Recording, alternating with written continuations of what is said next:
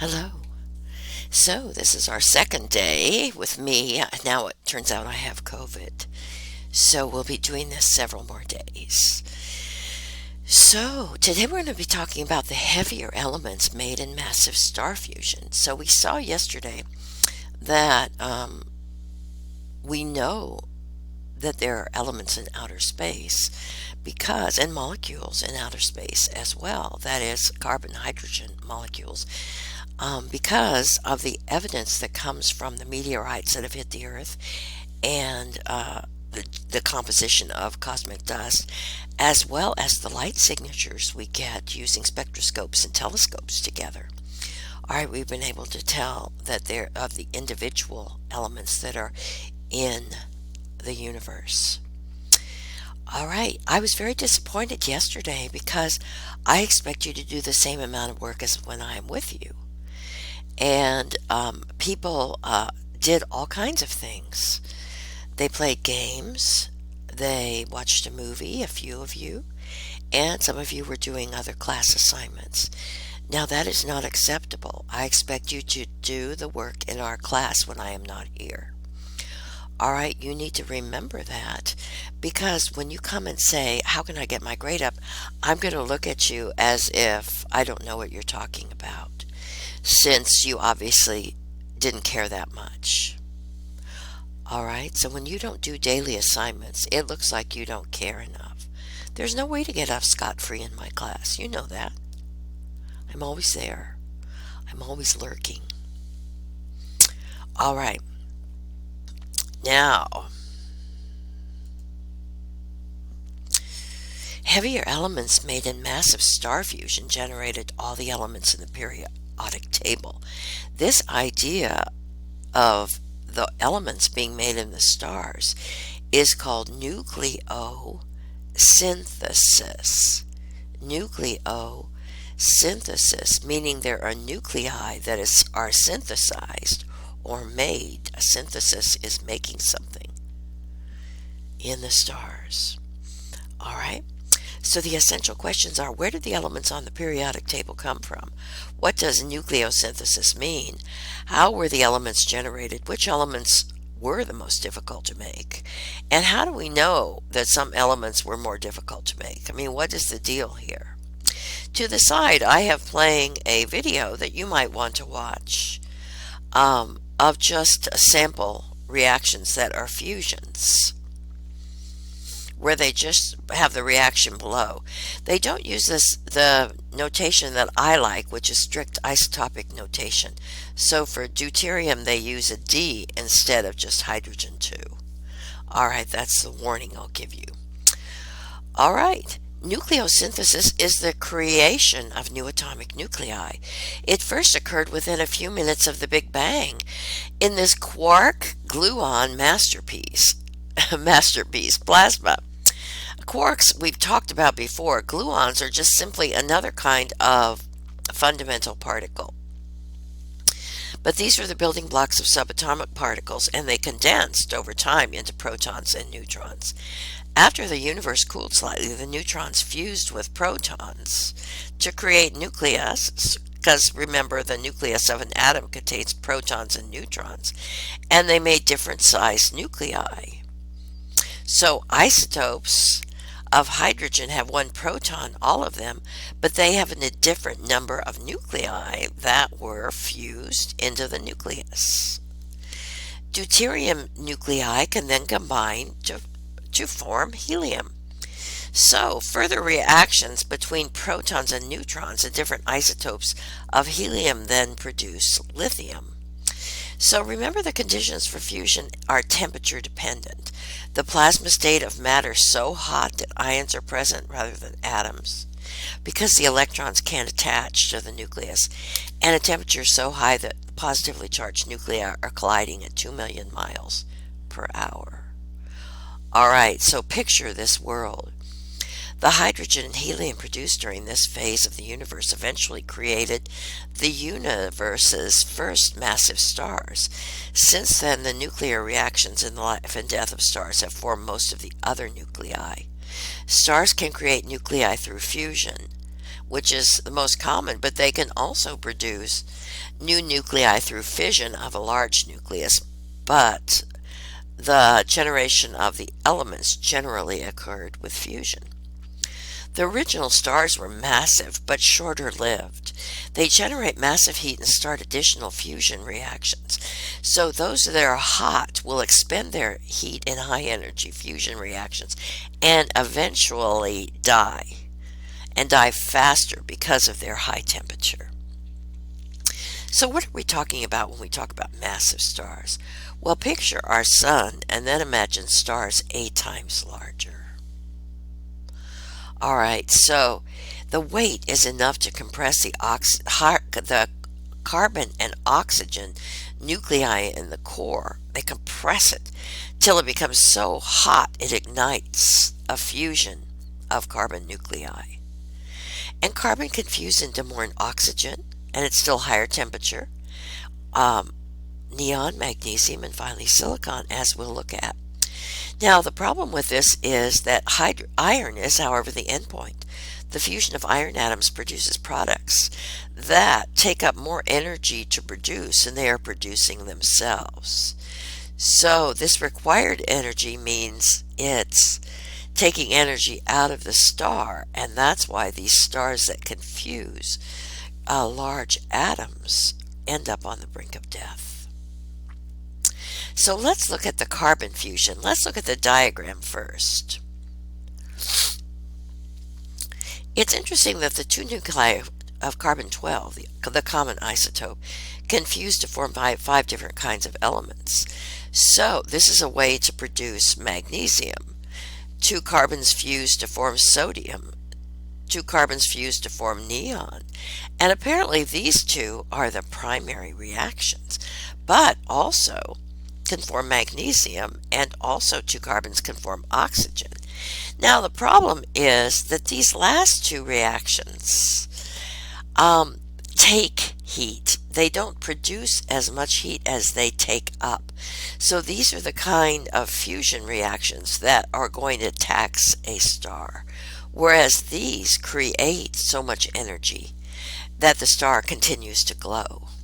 All right, so we're distinguishing between the kind of fusion reactions that give off tremendous energy and the kind of fusion reactions that end up using the star's energy more than resupplying it. And so, therefore, they cause the star to move towards star death. All right, let's see what we can see about that. Carbon fusion begins at about 600 to 700 million degrees. Oh my gosh, 600 to 700 million degrees. Remember, we were talking about fusion requires at least 12 million, and now we're realizing that carbon at atomic number 6 is requiring 600 to 700 million degrees. All right, and then they talk about some same things that I just spoke about. So the energy cost or the energy produced. Exothermic means heat is released, and endothermic means heat is needed. We will discuss that in chemical reactions as well. Of these carbon fusion reactions, as we said, the first 3 are exothermic, releasing heat, and the first 2 require heat. Even though they release heat, they require a lot of heat to get going. So let's look at the inside of a star. This diagram shows you. So this is the kind of star that could produce up to iron. All right, and we can see that the lighter elements, hydrogen and then helium, are closer to the edges, whereas carbon and oxygen fusion occur here at the purple, and in this apricot colored magnesium, neon, oxygen can fuse, and then silicon and sulfur in the teal, and now only in the very center of this massive star can the temperature be hot enough to fuse iron. So what we're looking at here is a diagram that shows us that the heat is highest at the center of the star, and for active fusion of the bigger elements it has to be in the center part, the core of the star. All right. Now, by the time we get to oxygen, which is just 2 protons bigger than carbon, now we need 1 billion degrees of temperature. All right. So, here's oxygen's principal reactions. Notice how in the carbon we were just looking in general at what it means. Now let's look at the mass is conserved in that 16 protons and neutrons are in oxygen 16, excuse me, and 16 here, so 32 would be the sum. So this creates sulfur 32, which it has an atomic number of 16. Oxygen can also produce phosphorus 31 and a proton. So protons have a mass of 1. So 31 plus 1 is 32. So we can see how the mass numbers add up. All right, so that happens in all of these reactions. A neutron has a mass of 1 as well, remember. All right, helium has a mass of 4. 2 heliums would have a mass of 8. So, see how these react. Now, in this one, these 4 give off heat, and a great deal of heat. But this one requires a lot of energy, the formation of magnesium. And therefore, this is one of the reactions that takes heat from the star and leads it towards death. All right. Now, one of the most interesting things about this is it explains why the small elements are more abundant, more plentiful in the universe than the large ones are. Because the way that stars build up elements during various nuclear reactions can explain why some elements, oxygen, carbon, and iron, are fairly common, and others are quite rare, like gold, silver, and uranium. These are things with atomic numbers of 79, 47, 92. All right, these are much more difficult to make, and therefore fewer are made. As time passes, the proportion of heavier elements in the raw material that makes new stars and planets increases over time. All right. So the first generation of stars that formed in our galaxy would not have been accompanied by a planet like Earth, full of many of these heavy elements. It takes a while for stars to be able to produce the heavy elements. So Earth was possible only after generations of stars had had a chance to make and recycle their heavier elements. All right. We talked about the fact that the energy gain in fusion of larger elements diminishes when we said that endothermia means that more energy is required to put in than we get out to make the star glow. All right, as soon as the star is losing its power to glow, then that's when the star begins dying. All right. So, ultimately, all stars must use up their available energy supplies. And once they start dying, these last stages occur quickly. Each succeeding generation contains a larger portion of these heavier elements that require more heat, and sometimes more heat than is given back. All right. So this progressive enrichment in larger elements explains why the stars in open clusters which form more recently contain more heavy elements. All right.